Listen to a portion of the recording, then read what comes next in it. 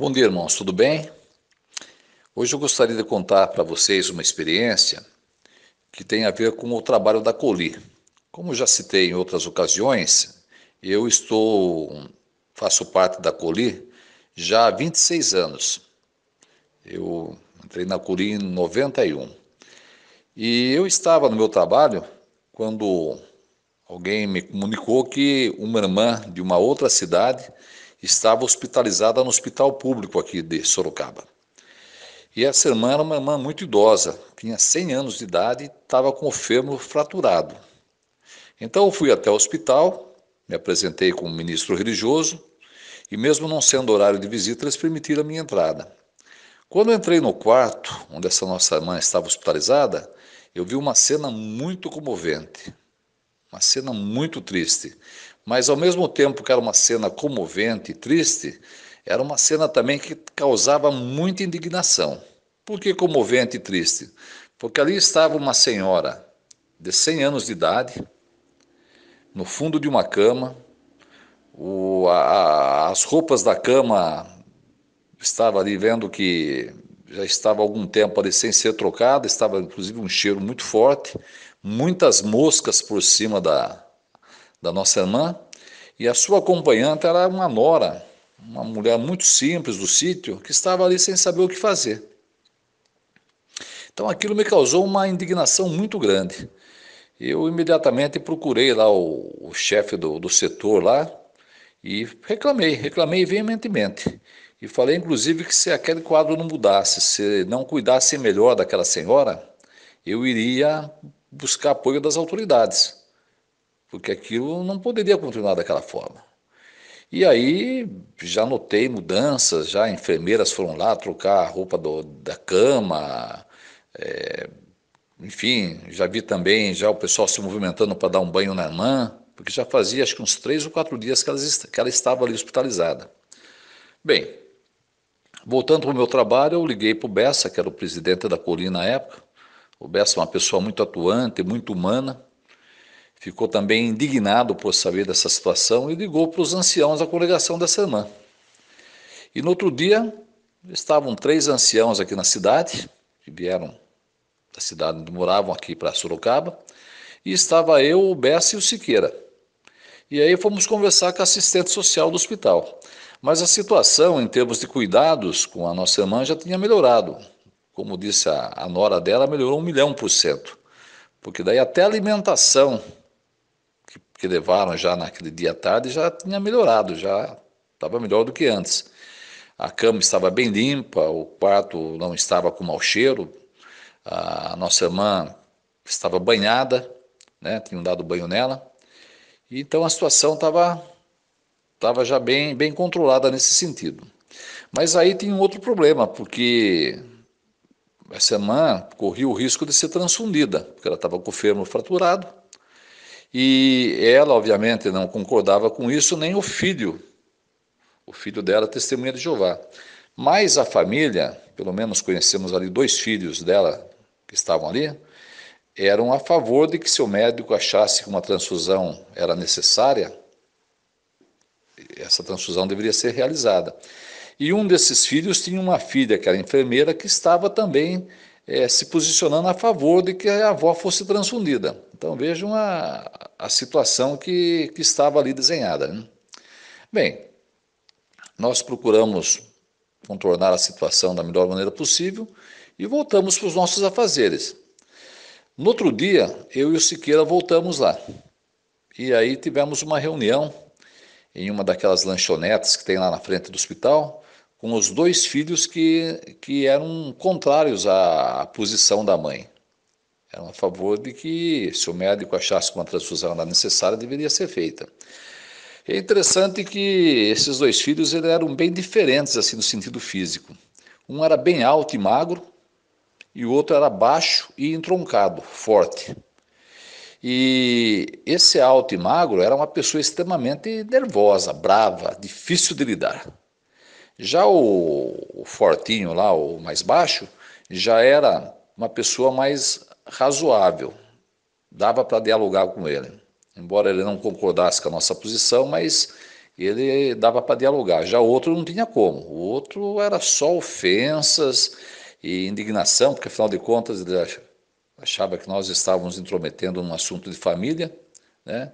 E nós procurando mostrar a ele que, na verdade, a gente estava ali para ajudar, não para atrapalhar, mas ele estava envenenado, inclusive, pela filha dele, que é enfermeira, né?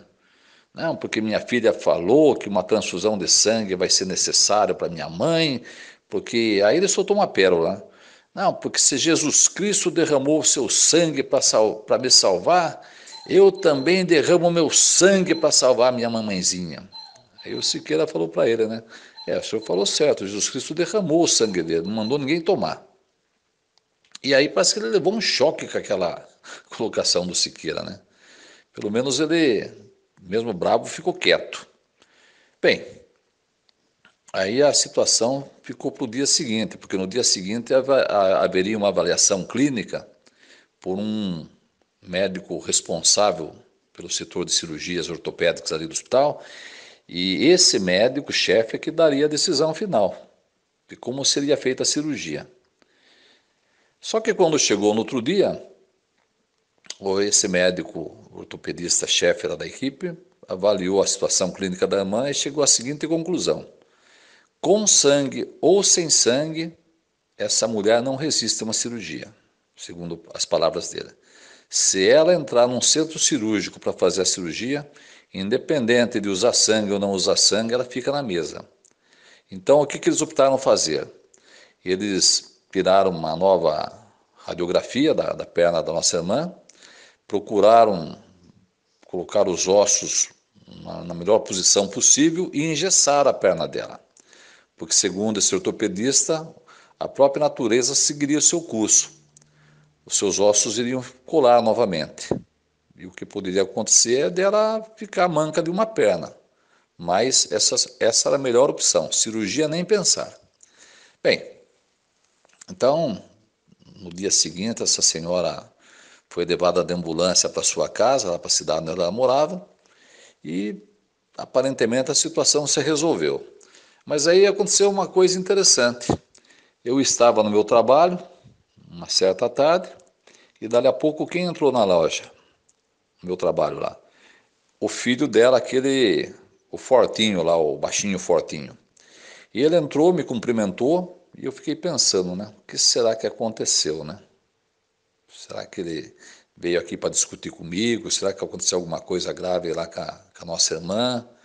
Mas não, ele chegou e falou assim: seu Pedro, eu vim aqui para pedir perdão para o senhor. Eu falei: perdão? Mas por que pedir perdão?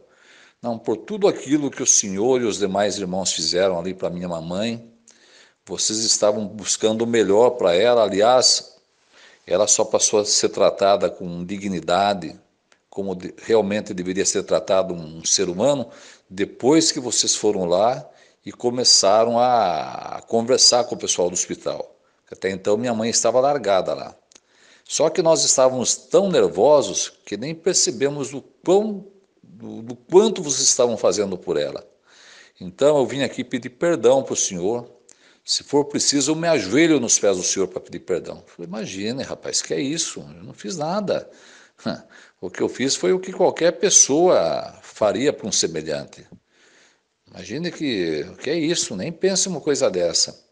E aí ele me abraçou e nos tornamos amigos. Inclusive, esse senhor, ele era comerciante, então umas 2 ou 3 vezes por mês ele vinha para Sorocaba. E é interessante que todas as vezes que ele vinha para Sorocaba, ele chegava lá no meu trabalho. E eu não sei se era por precisão ou por uma forma de me agradecer, todas as vezes que ele vinha para Sorocaba, ele comprava calçados comigo. Se tornou realmente uma pessoa muito, muito amiga. Bem, passou mais ou menos 1 ano e meio, eu fui fazer um discurso na cidade onde a essa irmã morava. Eu lembro que estava um sábado muito, muito frio, que a cidade lá realmente é muito fria. E quem é que estava na assistência? Essa nossa irmã, agora já com 102 anos de idade. Estava ali prestando atenção. Eu percebi que quando ela andava, ela mancava da perna onde havia sofrido a fratura, né? Mas sempre sendo apoiada pela sua nora e pelo seu filho, esse que era a testemunha de Jeová. Então, essa senhora, eu fiquei sabendo depois que ela faleceu, acho que com uns 104 anos, calculo eu. Mas teve uma vida muito longa, né? E morreu numa boa velhice, né? Como diz a Bíblia. Bem, o que isso nos ensina? Isso nos ensina que existem coisas que realmente são importantes, como, por exemplo, você procurar ajudar uma pessoa quando está numa situação difícil. Por isso que eu costumo dizer que todo ancião deveria, pelo menos por um certo período, fazer parte da COLI, para ver que muitas coisas que às vezes nos tiram o sossego, nos roubam a tranquilidade, quando vemos que realmente existem coisas que são muito, muito mais importantes do que coisinhas que não levam a nada, essas coisas sim que devem ser valorizadas. Então eu sempre me lembro dessas experiências como essa e procuro tirar lições para a minha vida, né? Para o meu dia a dia. Porque às vezes eu estou triste, chateado com alguma coisa, mas lembro que num momento desse, quantos irmãos, quantas pessoas estão sofrendo nos hospitais, passando realmente problemas difíceis, problemas reais. Então eu vejo que aquele problema que estou enfrentando é nada perto disso. Por isso que eu sempre penso, né? Todo ancião deveria um dia fazer parte da COLI, porque aí iria valorizar realmente aquilo que é importante. Então essa é uma experiência que eu quero compartilhar com vocês. Eu gosto de compartilhar experiências com as pessoas que eu amo e vocês realmente são pessoas muito amadas por mim. Um bom dia a todos e que Jeová continue nos abençoando e nos protegendo.